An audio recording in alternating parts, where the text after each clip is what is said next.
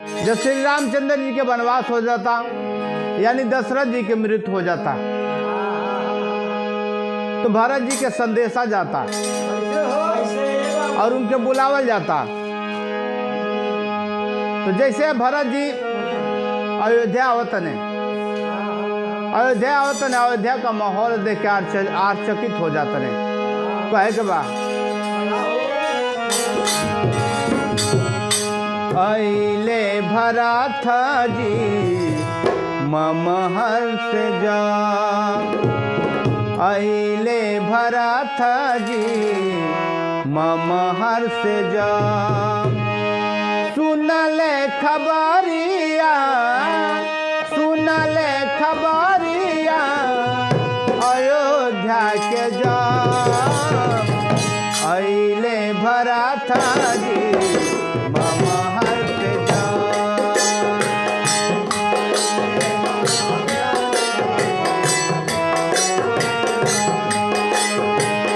सुनले खबरिया, सुनले खबरिया अयोध्या के जा, अइले भरत जी ममहर से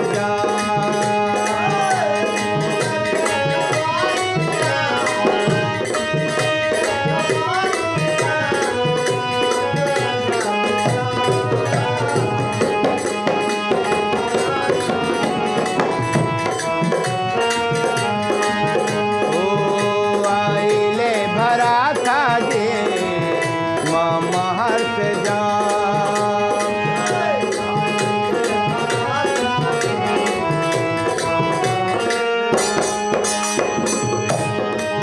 बबुआ हो,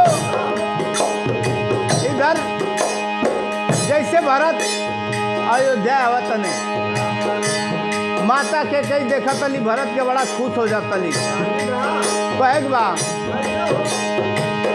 माता के कई के मना हरसित हो,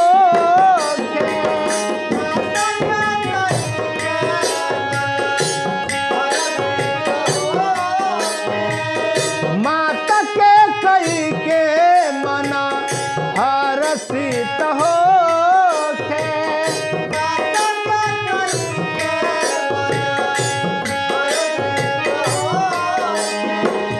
अयोध्या नगरिया में सब बिलेखे, सभे बिलेखे, अयोध्या नगरिया में सभे बिलेखे,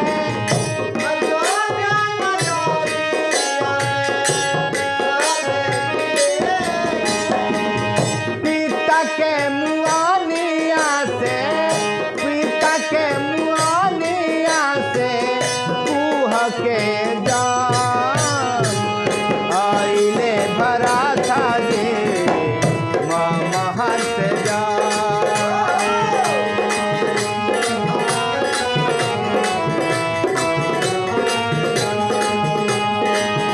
पिता के मुआनिया से, पिता के मुआनिया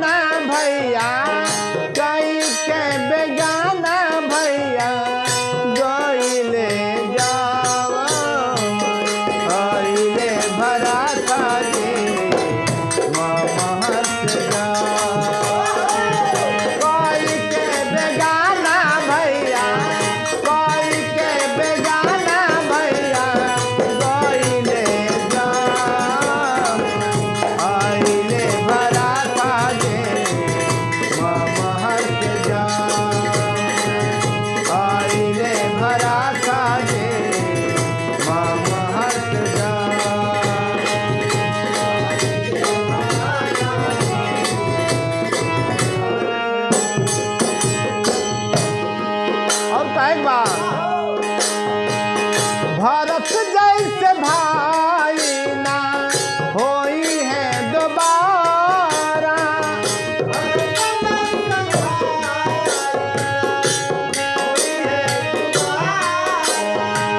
बबुआ हो, आज के जमाना में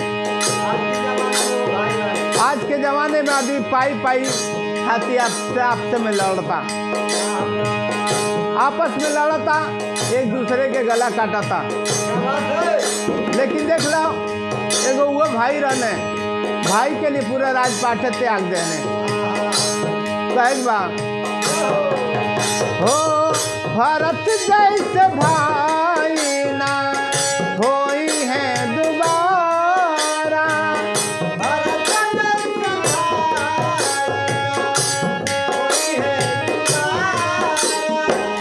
भाई के प्यार में तेजल सुख सब